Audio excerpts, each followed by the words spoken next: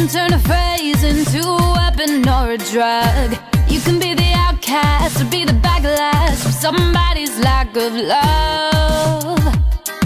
Or you can start speaking up. Nothing's gonna hurt you the way the words do as they settle beneath your skin. Kept on the inside and no sunlight. Sometimes a shadow wins. But I wonder what would happen if you say what you wanna say.